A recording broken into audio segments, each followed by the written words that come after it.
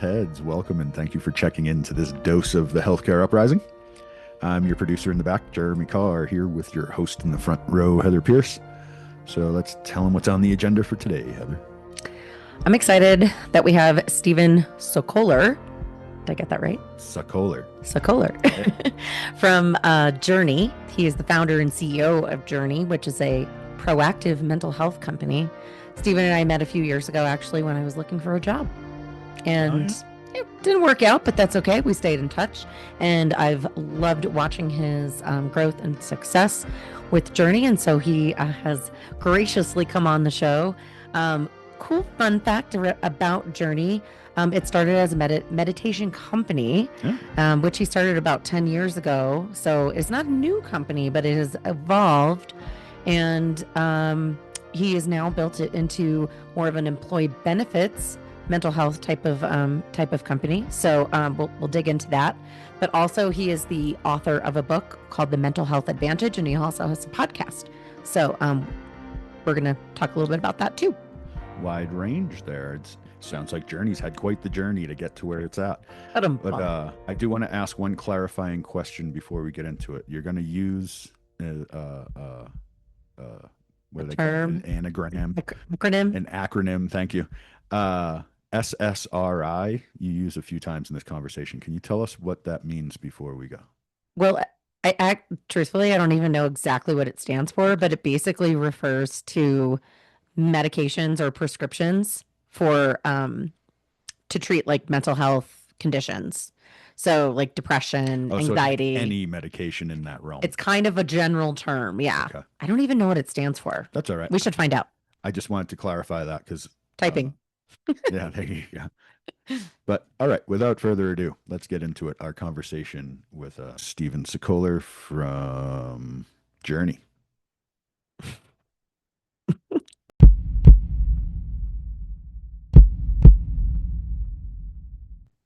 Hi, and welcome to the Healthcare Uprising podcast. Today we've got Stephen Sokoler from Journey with us on the show. Welcome, Stephen. Thank you. Thank you. Excited to be here with you. Yes, so are we. So we're diving into mental health today, which we talk a lot about on the show. So really, really love mental health. So share with us a little about your background, kind of what brought you to bring Journey to the mental health care space. And also, too, I have to add really quickly, we met a couple of years ago when you were in the beginnings of building Journey and had talked about a possible job opportunity. It didn't work out, but we stayed in touch. So I'm super excited to have you on the show and to be connected with you in this capacity and seeing that you're just growing the company and seeing where it's going. So tell us all the things. Yeah, it's exciting to reconnect after a number of years to see where you are and what you're doing. And Journey's had many lives in the decades since we've been around. But the genesis of it is basically, and this is the very short version of the story, but I found meditation through Buddhism when I was living in Australia. And it was really transformational for me. I was running another company at the time. Ended up moving back to New York, selling that company a few years later. Had no idea what I wanted to do, but recognized pretty quickly I wanted to do something that would make a difference in this world. Like kind of just believe, we're only in this body, in this lifetime once, and thought meditation was something that was pretty misunderstood as religious, difficult, spiritual, confusing. And I thought there was a way to bring it to people in a really simple, approachable way. And so we started, our legal name is still Journey Meditation Inc. We've dropped meditation from the name as we've added a whole host of subclinical modalities and now clinical care. But at its core, it was really about how do we help people live better lives? And for me, meditation was really transformative. And I thought, why isn't this taught in schools? Why isn't this taught in organizations? Why isn't this brought to people in a way? Because I see how much it could help. And so that was the seed that then grew into what we are today. I love this. Jeremy, are you thinking about one of our recent episodes that we just did? I am. So we just did a show with actually two people that I had met through doing what is referred to as liquid breath work. So it's not somatic. He's actually trademarking it. These Ryan and Shelby with Unearth Your Soul. They're based here in Arizona. And I had found how meditative it was. And I've never done anything like that before. Jeremy and I actually went together to a class recently and found the deep benefits of the meditational aspect of that. So, which I did not anticipate. I opened up my root chakra and was able to breathe into my pelvis for the first time in years Yeah. with That's the powerful breath work. stuff. It Yeah. really is. Anyone who knows what that means will be impressed by that.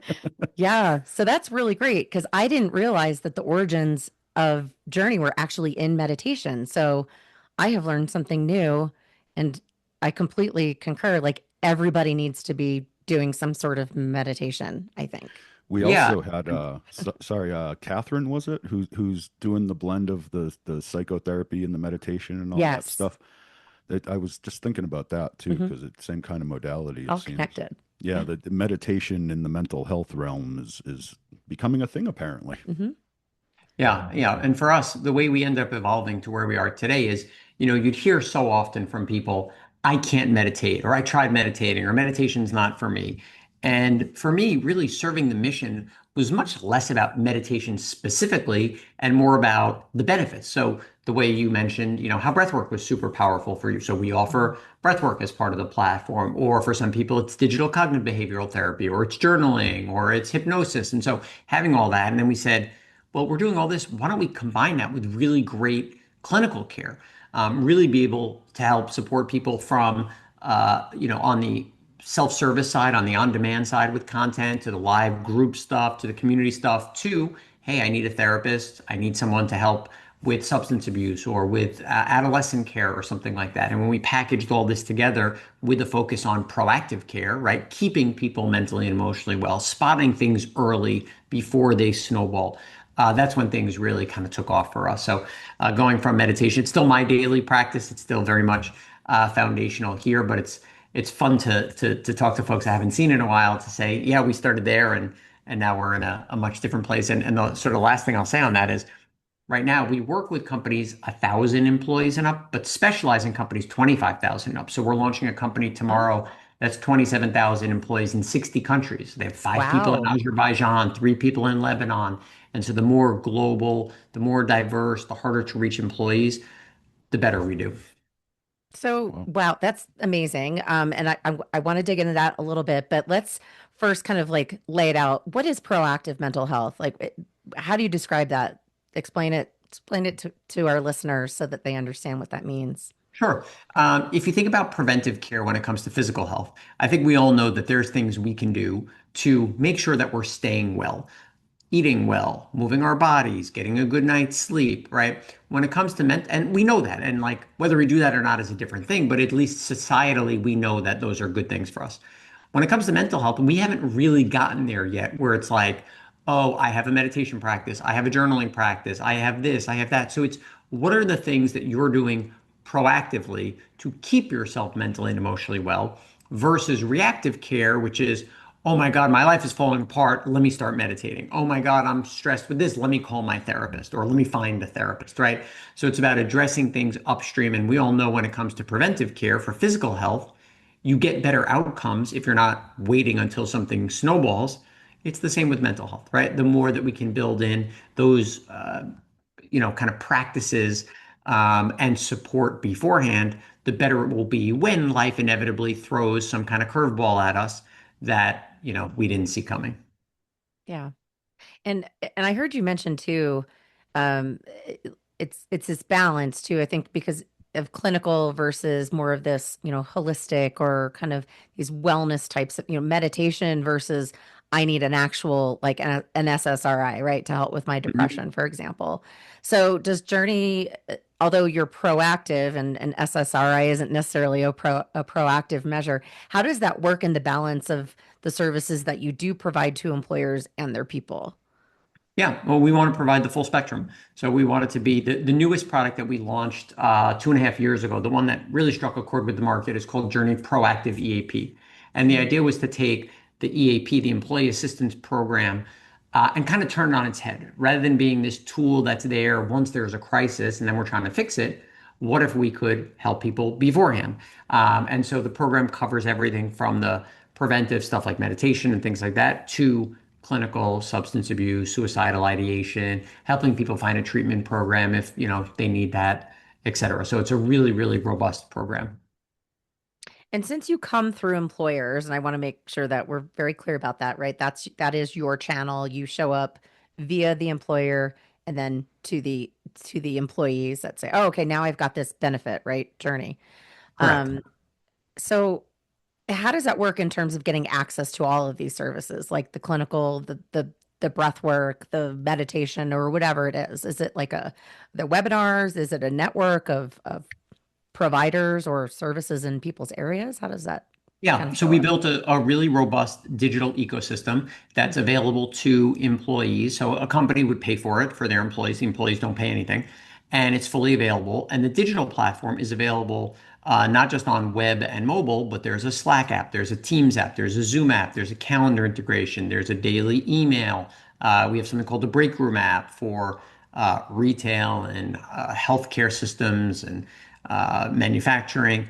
We launched a new thing called the Journey Tablet, where we physically send hardware to locations where employees are not at their desk.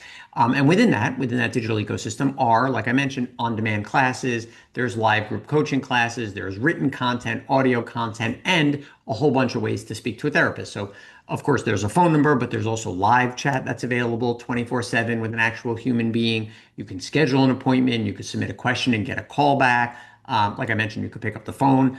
And that series of things gets you to a master's level clinician with, let's call it 5 to 40 years of behavioral health experience. And then they'll help you either in that moment or help you find the right therapist. Maybe you want to see someone in person. Maybe you want someone Spanish speaking or experience with PTSD or domestic violence or anything like that. So it's both digital and a whole suite of human services. Wow.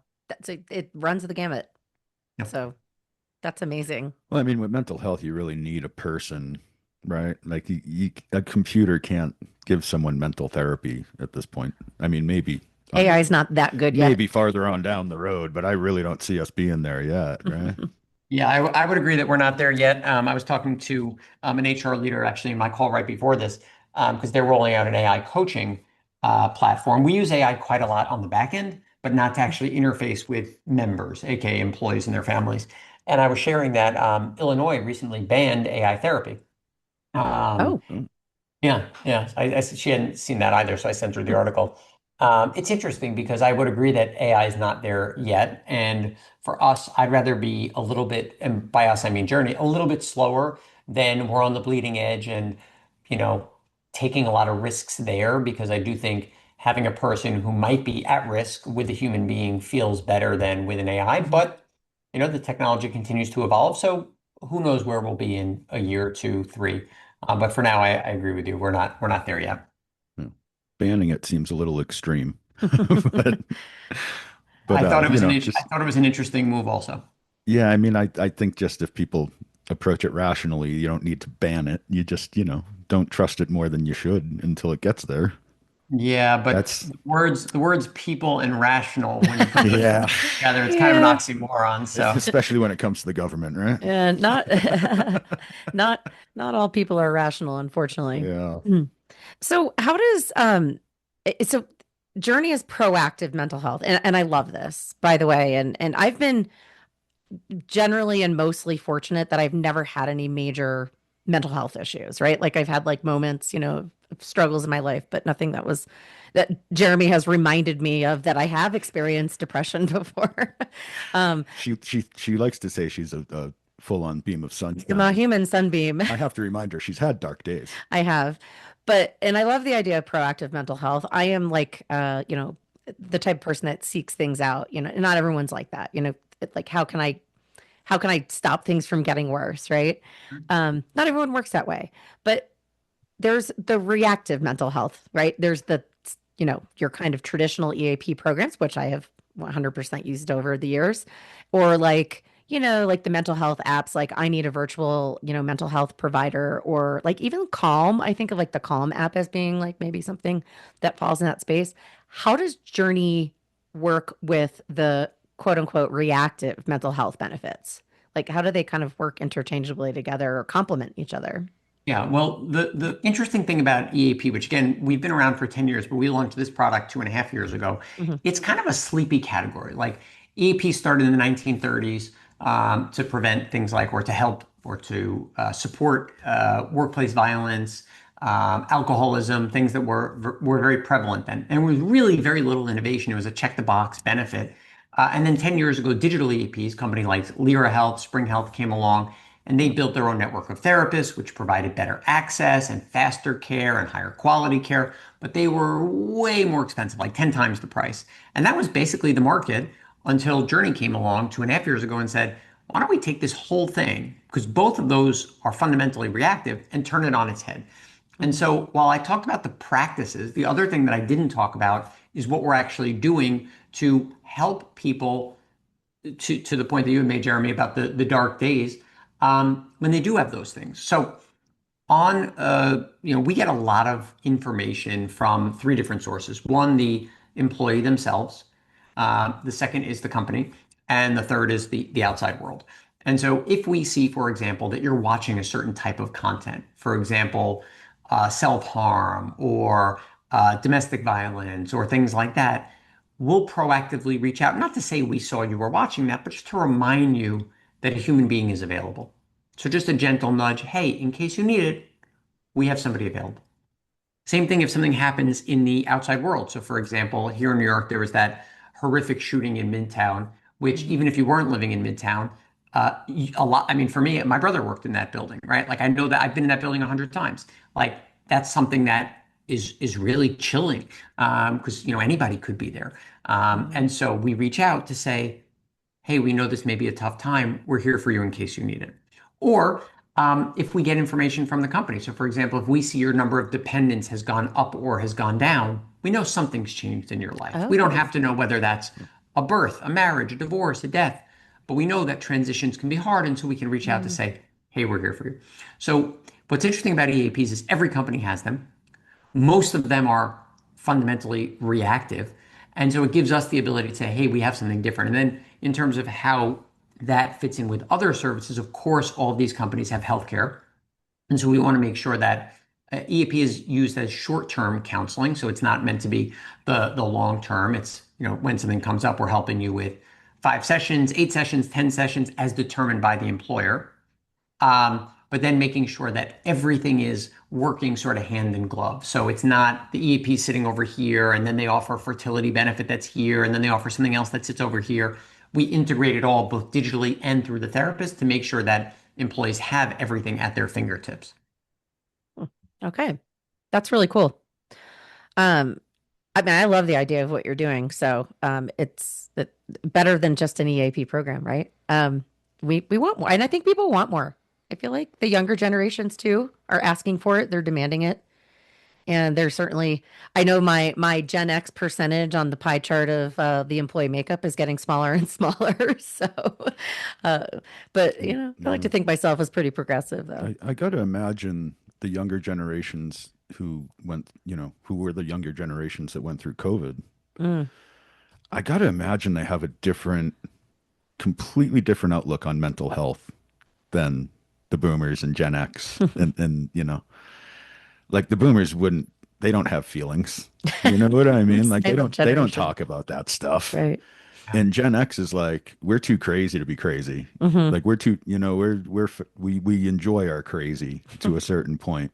Wear it like a badge. But our crazy was different. Like we didn't have the societal, the society-wide trauma that those kids in COVID hit. And like, I even see it. I've been a taxi driver in a college town for 15 years. College kids do not behave the same now as they did before. And I think a lot of it is very specifically because of what COVID did to their social maturation, and just like their whole psyche is different. It's different. They don't want to they don't have parties like they used to because they don't like crowded rooms full of people. Are you seeing that? Is that showing up in like, okay. Oh yeah. Okay. Jeremy sees a lot of things out in the world. The big house party thing with the huge crowd of kids cramming doesn't into happen anymore. They're not comfortable with it. That's They hang out in smaller groups. They're still doing things. They have friends. They're social, but it's a totally different way.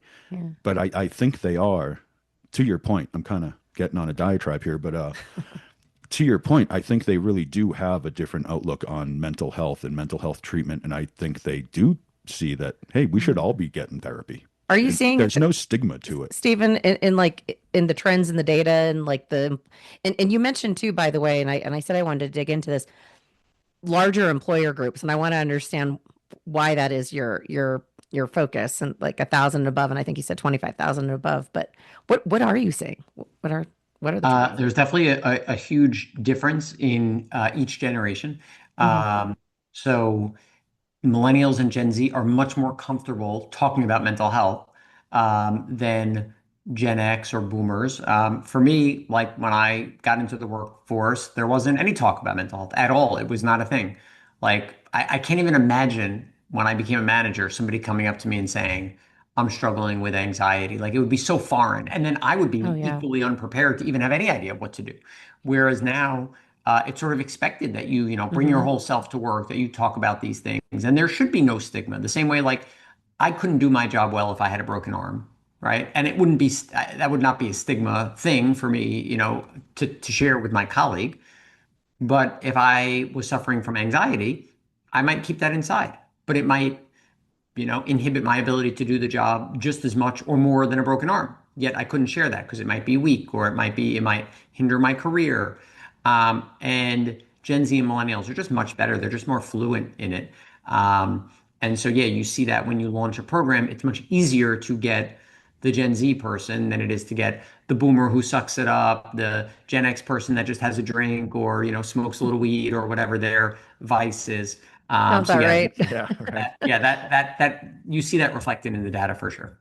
Interesting. Huh. Yeah. Yeah. So, because I have totally seen that as a manager, and in a number of companies over the last 10 years, and having a lot more younger employees on my team.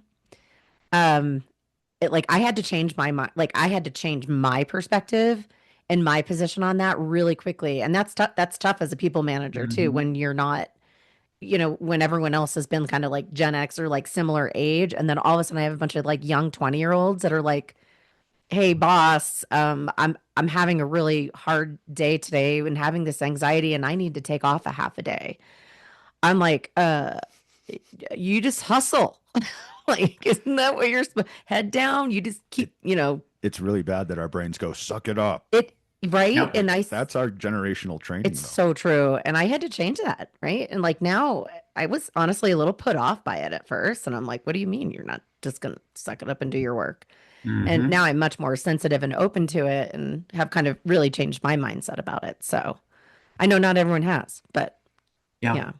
Yeah. Well, we have more generations working in the workplace now than ever before. And so Mhm. it's one of those things like you can complain about it. It's fun. There's something fun about just, hey, I'm just gonna, bitch and moan about this generation or that generation. But at the end of the day, what are you gonna do? Right? Like Mhm. at the end of the day, the demographics are what they are.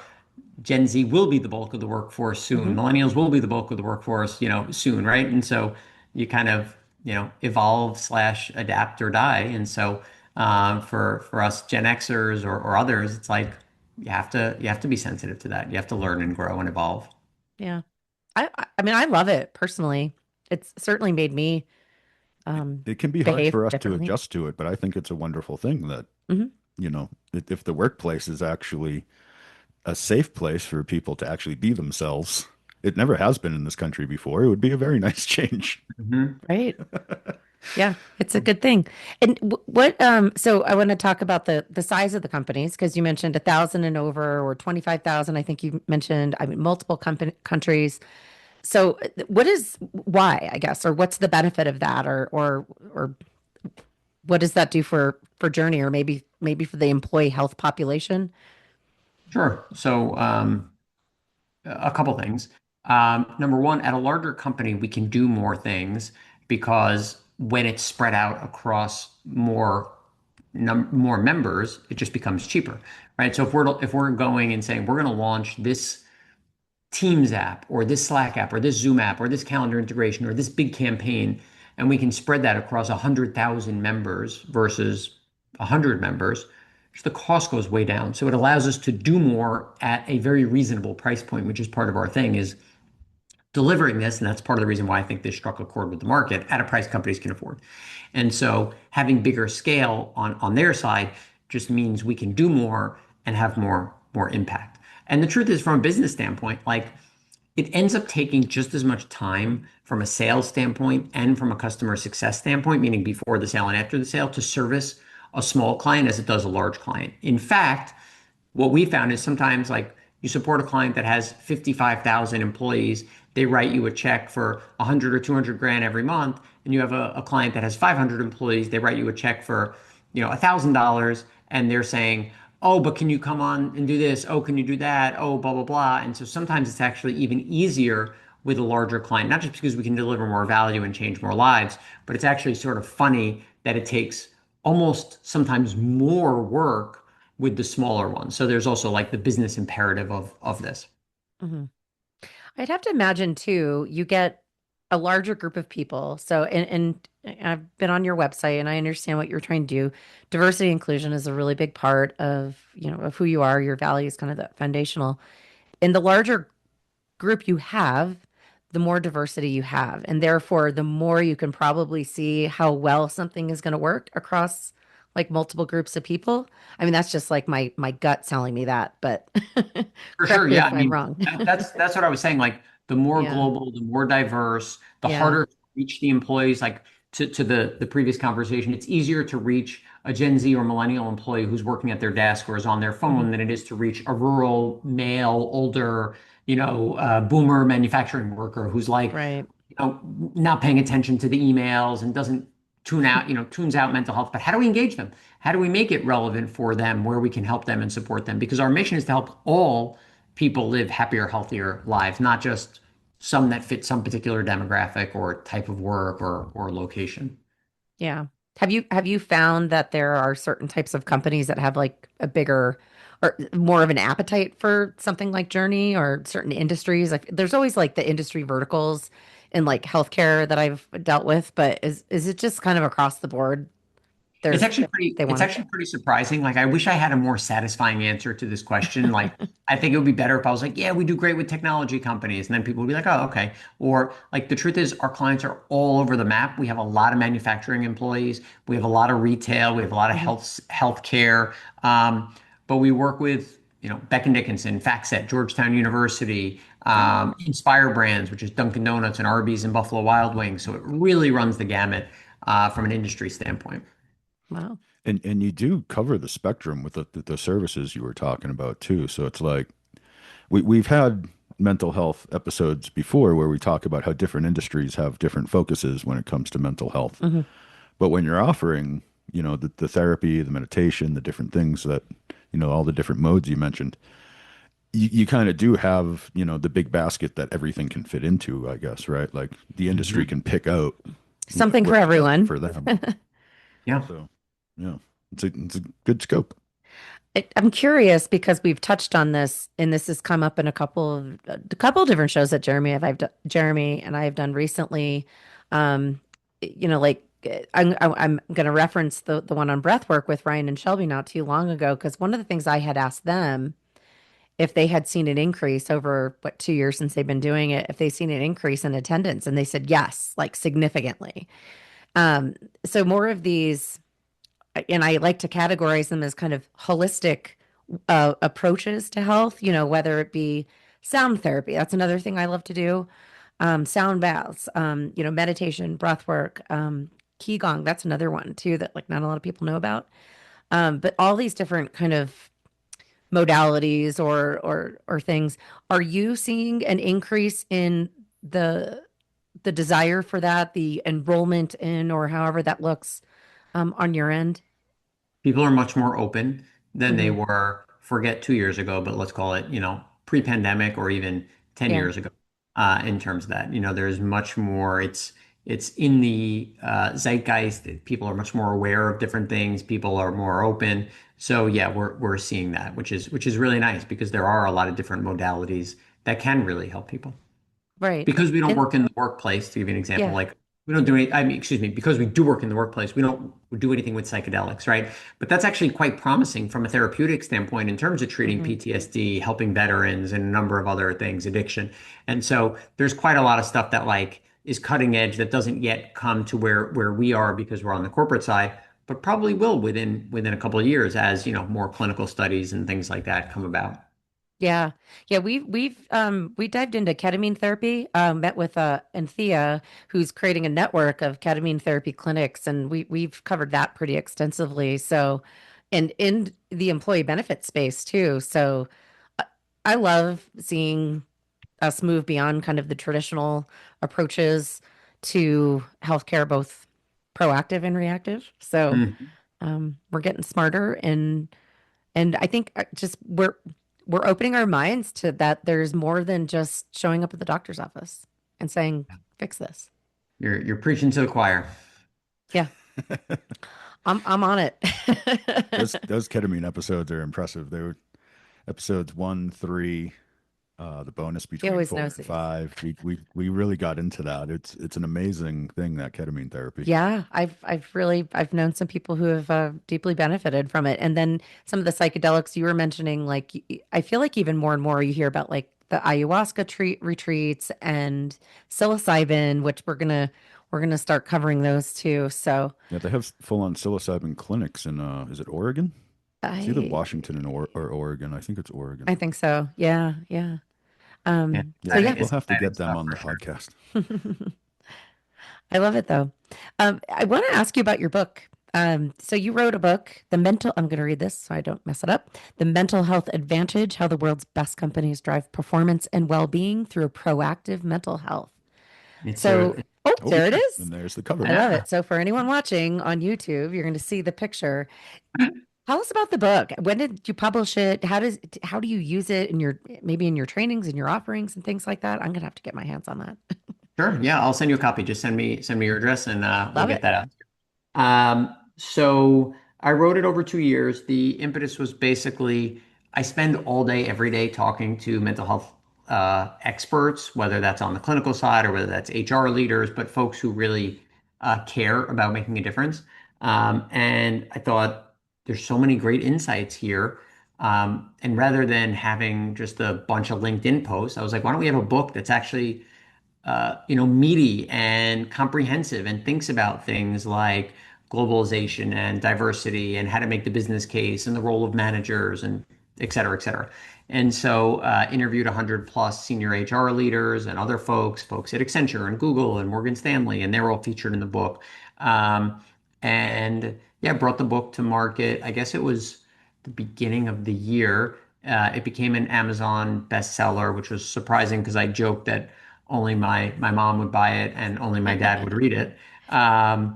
But we also had the good fortune of giving out a lot of copies at industry conferences and to clients and things like that because for the average person that wants to read, I don't know, you know, Demon Copperhead or Harry Potter, this probably isn't the one. But if you work in the mental health space, it's actually a very like helpful book because not because of me, but because of the insights that these folks who have spent their careers thinking about this are sharing. And one thing I haven't really told many people yet, other than my wife, but depending on when this airs, who knows? But I started working on the second book this weekend. Oh, Um, nice. and so the idea was the Mental Health Advantage 2.0, all about AI and global uncertainty and what's happening in the world and how a company can incorporate mental health in that environment. So while this one was really like the why and some of the foundational material, this is much more like a how to do it, especially in light of everything going on in the world. Yeah. I Interesting. Good timing. I think we could probably all use a little bit of help right now. It does seem things feel very heavy and overwhelming, and I feel like a lot of us are just kind of walking around confused, concerned, scared, very worried. So, Yeah, crazy yeah. times. Yeah, great time to learn about how to maintain your mental health. Yeah. Yeah, we got to listen to the young people.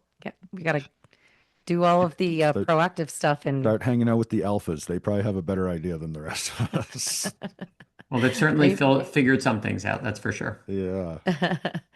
So how do you and thanks for sharing about the book, and I will absolutely read it. I love that kind of stuff. But I mean, mental health, we've touched on this a little bit already. Obviously, the way that we offer mental health support for employees or even just anyone, right? Like as a consumer, you can sign up for, I want to, I'm trying to think of like one of those apps that you can just like enroll in for mental Like virtual Headspace. heads. Yeah, I think that's one of them.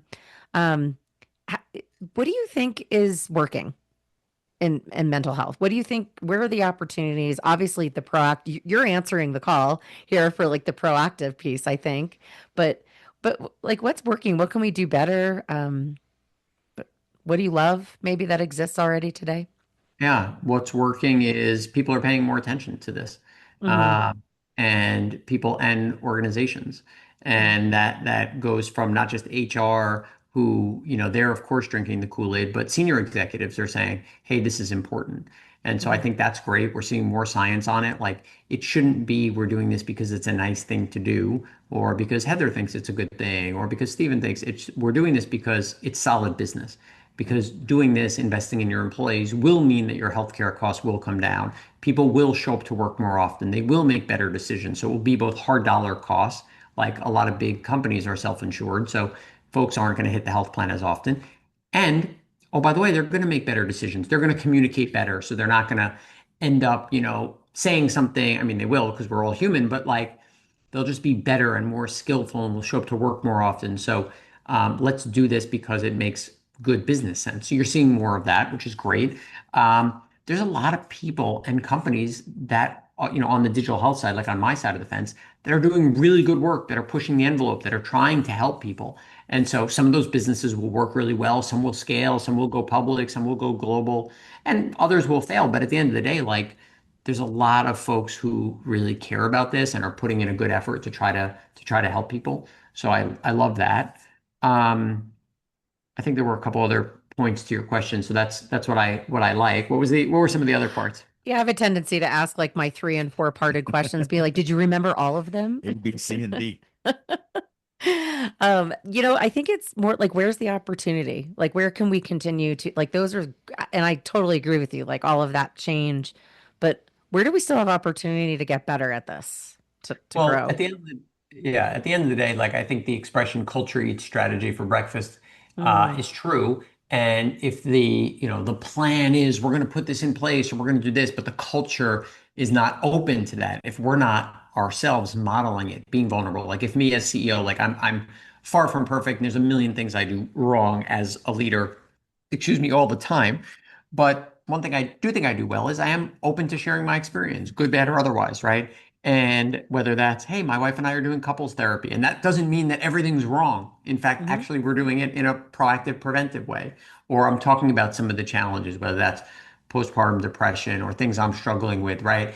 Um, I think that that's important, even if it's just that, journey as a small company. But hopefully, it has a ripple effect so that people can see that and expect more from leaders. And then, expect more from managers, right? Again, like going back to, like I mentioned, when I was out of school and then a few years later I became a manager, we didn't talk about mental health. We never got any training or anything like that, but that mm-mm, should be an important part of the curriculum, whether that's in schools or even earlier. How do you take care of yourself? I have a 20-month-old, and I think like, what kind of world is this guy going to inherit? Like, I don't know what it's going to look like in 20 years, let alone 3 years, right? So being able to arm him with some tools to help him, and obviously, he's a little too hmm early, but be able to teach him some emotional self-regulation things that should be taught in schools, but really aren't. So I think there's a lot across, I covered a lot of ground from parenting to managers hmm to corporate, but I think there's a lot that we can do to continue to shine a light on this.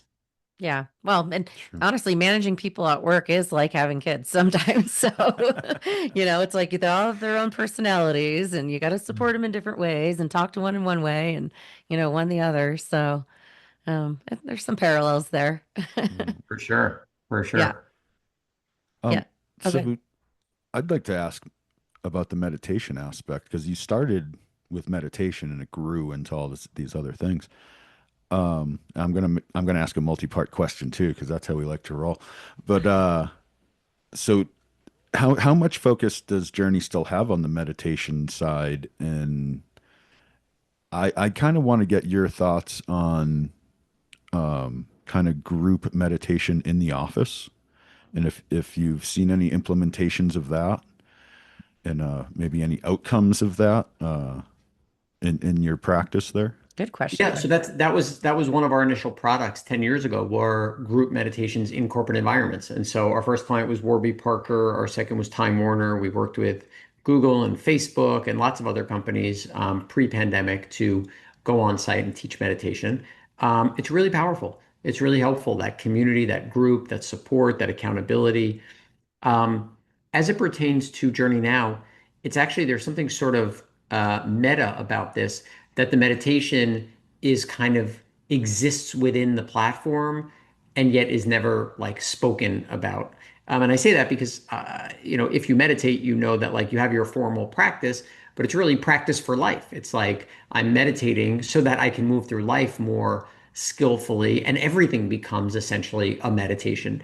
And so for us, like there's a lot of content on the platform that is meditation, of course, but it's almost as if it exists there sort of in the background versus being the main thing that we talk about and offer up. So we have meditation content along with all the others. We have content based on your job type, industrial worker, nurse, doctor. We have content based on Oh, your identity, lifestyle. So we go places other companies shy away from. So things like breaking silence on Black mental wellness or anti-Semitism or lots and lots of other topics. So how do we make sure that we're really supporting people holistically?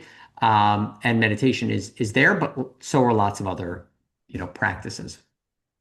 yeah. That's interesting. The meditation is the meta. Right? It's just floating around in the background of everything. That's Yeah. cool. That actually seems like the right place for it. Yeah.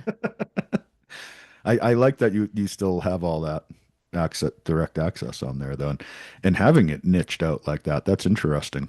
Well, and acknowledging it that these things exist, even Yeah. if sometimes people don't want to acknowledge it, they do. Yeah. Yes. That's I love that. I mean, I'm here for all of that. Like that's where we are all different, right? And we're all walking very different paths of life. And I say all the time, I'm like, well, I may be a woman, but I'm pretty privileged, and access in through my financial status and who my family is and all of these things. And I have to remind myself is that not everybody has had it this easy, and and I think um, we need to acknowledge everybody's situation, right? Their Mhm. personal situation, and there's always a mental health impact of that. I don't Yeah. care who you are, and if you're in denial about it, you're in denial about it. So You probably need some therapy. you probably need some therapy. You should do some sound therapy. And actually, I want to mention this too, Stephen, because I loved your post recently on LinkedIn that, and Jeremy, I don't think I told you about this, but you did sound therapy for all of your employees, like a sound We therapy. Did you bring it into the office? It was, yeah. Well, we're fully remote, so it was virtual. Oh, okay. It was, I forget if it was National Self-Care Day but yeah, we shut Yeah. down what we were doing and did Yep. all that together as a way to just kind of refresh as a team. I loved it. And I commented, I'm like, oh, I'm doing some sound therapy tonight. That was part of our breathwork class. So, but I've And been enjoying sound therapy for a while and getting other people into it because I think it's one of those things that people are like kind of afraid of if they've never done it before. And then once you do it, you're like, oh my God, where has this been Yeah, all my life? yeah, yeah, for do you sure. find it as effective remotely with the sound therapy as opposed to being in the room? No, I think being in person, nothing beats being in person, but Mhm. you know, hard to send, 30 different therapists to different people's apartments and houses all at the same time and Yeah. everything else. So I think it's Yeah, um fair. it's the next best thing. People would ask me that about, digital, like, oh, if it's on the phone, is it as good? If it's this, is it the well, no, right? If we can be in person, and whether that's therapy where you can, see the person and their body language and are they tensing up, and versus doing it, over Zoom or anything like that. But in today's world, we often choose convenience over other things. So not as good, but still worth doing. You use some good headphones. I bet that helps Yeah, exactly. get the sound right. Yeah. There you go. I've been thinking about too in the back of my head while we've been talking. where, Journey is like this proactive mental health. This is like innovation, at its core. This is how we change access and experience and, meeting people where they are and hopefully stopping them from getting unwell, right? Or Mhm. slowing it down. And it's made me think about numerous times because I do this as we meet people on the show. One of our earliest episodes with Art Pharmacy, and they are social prescribing. So you can get a prescription for like going to the museum or concert tickets or I don't know, some arts and culture. It could be a cooking class, but I feel like this is all kind of in that kind of like same space. That's episode 6, by the way. Yeah, that I'm just so glad. It makes me so happy that there's people like you and people like the art pharmacy folks and just doing things differently and not just handing us a written script for some medication. And not to say that that's not needed, right? I mean, everything has its place, but I feel like this is how we change the way we act and behave and feel about things and become healthier. As like when we talk, you talk about population health and healthcare all the time, um, and I feel like we just haven't been able to really quite get there. And it's programs like this that I think are going to really help kind of catapult that. So Thank you. Well, I think we play a small part. I think there's lots of other things that are needed. A lot of us have different genetic predispositions, and come in this world with some significant challenges that do require more support than some of the stuff we've been talking about. And so, being able to provide that and get people the specialty care that they need, as well as the proactive preventive stuff, I think it's all really yeah, important. yeah, And I'm going to nerd out a little for a second, but neuroscience has shown us recently that everyone's brain is wired differently. There's no two brains alike. We're like fingerprints. Every one of us, our brain works differently than everybody else. So that's the real challenge of mental health, in my mind, is that as much as we may suffer similar maladies in this, it's going to be different to heal every person.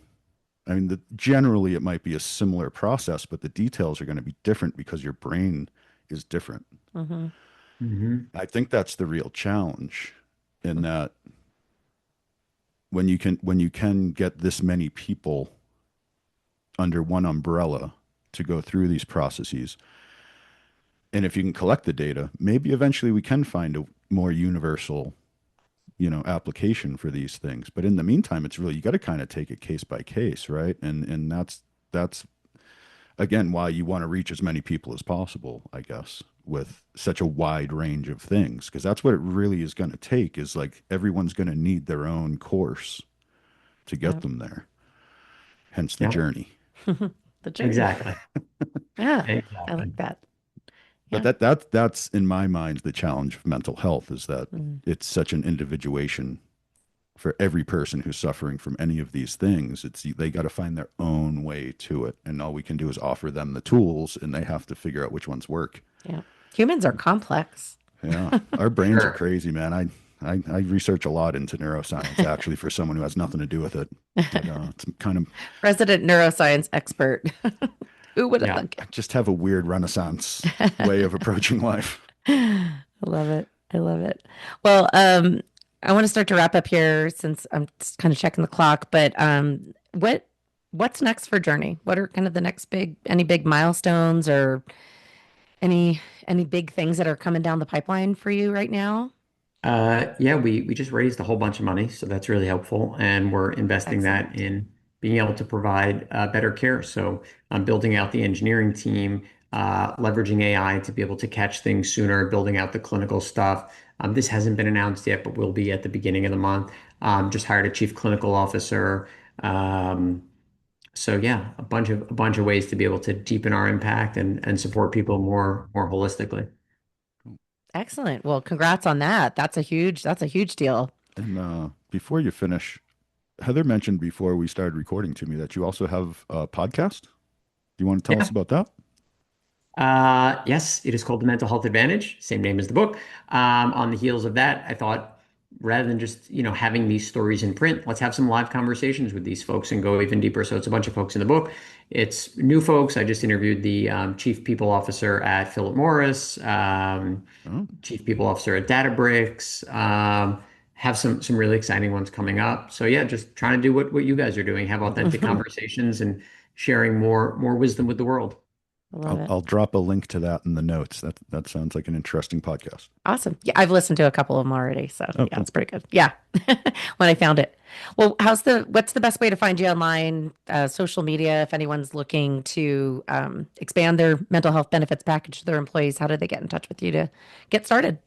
Yeah, you can email me, Stephen at journey.live.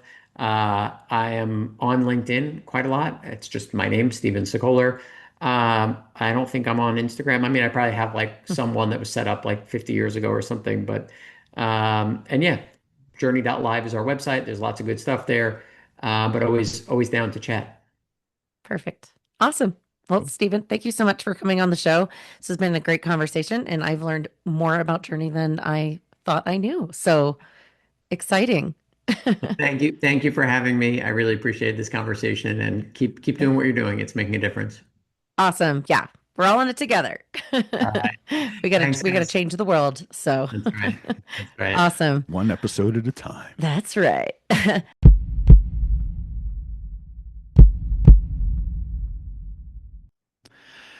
And there you go. Our conversation with Stephen Sokoler from Journey Mental Health, I'll just say. Mhm. They got a lot of subtitles at this point, it sounds like.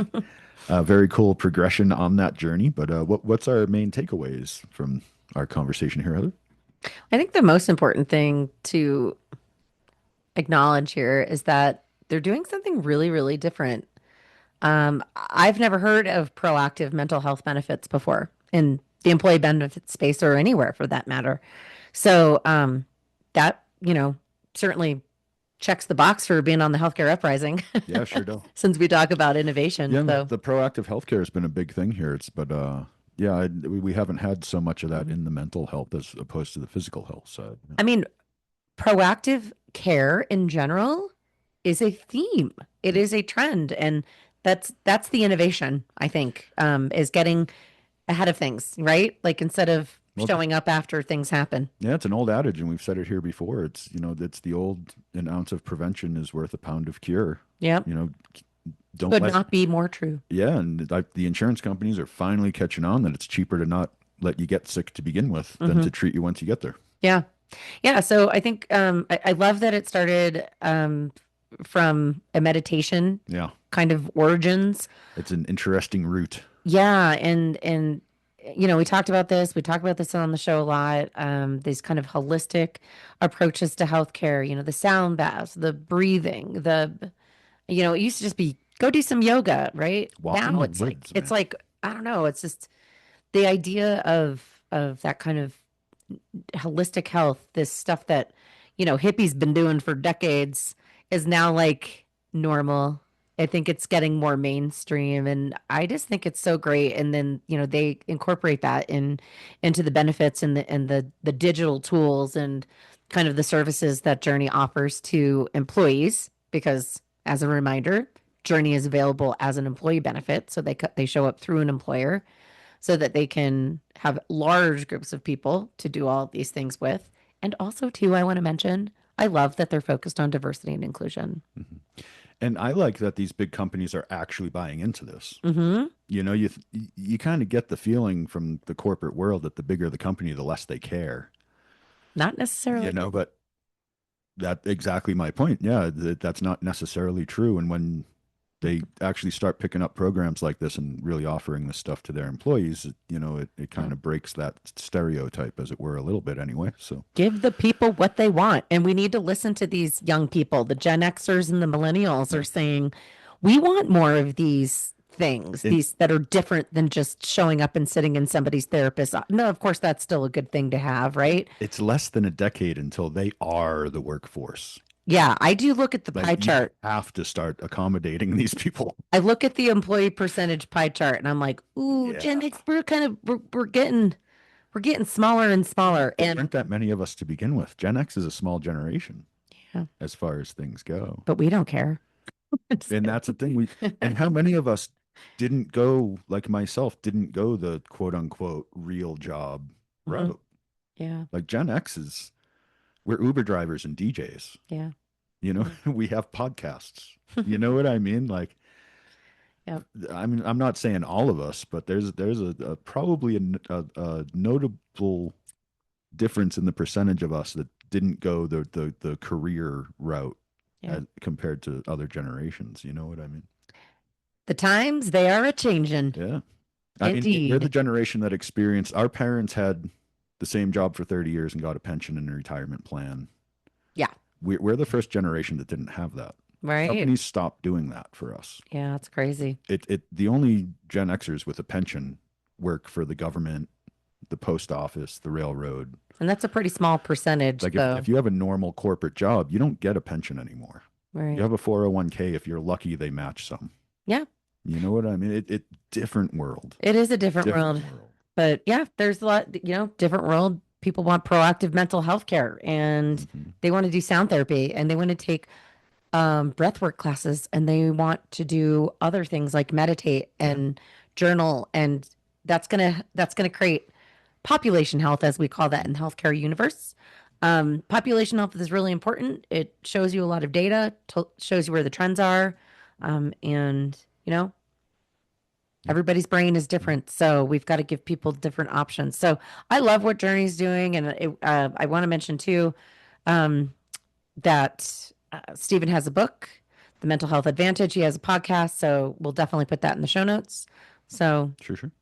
anyway, Yeah, I definitely want to read the book too. yeah, And I actually want to read the book he just started writing more than I want to read the first one. So I'm looking forward to that. yeah. So that's what we got. That's your Stuff. mental health care dose for the day. Yep, there you go. And I do want to say, I close the show a little differently than most people, especially on YouTube. If you watch us on YouTube, once this ends and we go into the theme song, the screen just goes black. It's a 1-minute meditation for you while the theme song plays. I did that on purpose. Look at you. So when we're out of here, make sure you stick around for the theme song. Okay. And take yourself some nice, long, deep yoga breaths while it's playing, and you will feel better. That's what it's for. I love it. I never really mentioned that out loud before. Subliminal messages. We have a minute of blank screen at the end of our YouTube videos, which everyone would tell me, don't do that. You have to have visuals. No, You don't just close your eyes and breathe, because that's what our theme song is for. It's a very meditative theme song. Doctor's orders. Thank you, Mr. Tim Levy, for the theme song, by the way. Yes. TimLevy.com. Anywho, let's get out of here. So if you enjoy the Uprising and you want to hear more of it, make sure you hit the likes and subscribes, maybe share with a friend. The auto download on the audio platforms and the little bell on YouTube will keep you on pace with us as we go. We are on all the major audio platforms. We are video on YouTube. We are video on Patreon. You can go throw us a little money if you want to support us that way. Really, the big thing is hit the auto download. That's the biggest thing you can do for us at this point. Where else? We're on where else are we, Heather? We're online, healthcareuprising.com, which points you to our Podbean. You can listen to the whole thing there. Yep, at the moment. But we'll have a real website eventually. So, It's coming. It's coming. I'm meditating on it. And we are all over social media, LinkedIn, Instagram, Facebook, Blue Sky, super active on LinkedIn. We post all of our shows as they publish. We share stories from the people that we interview. Also, if you're interested in coming on the show, you have a new business, you're a founder of a startup, you're a doctor that's doing something really cool, you've got an actual story, like your human story for our Human Story series. Patient side. Yep, we like those as well. So give us a shout at healthcareuprising@gmail.com, and we would love to have you on. And I think that's it. So I'm gonna close this out with not with meditation. Oh no, that's 1 minute after. Yeah, that's in a minute. Keep looking for the good in the world, because sometimes it's where you least expect it. Sometimes at the end of a podcast video. Just breathe.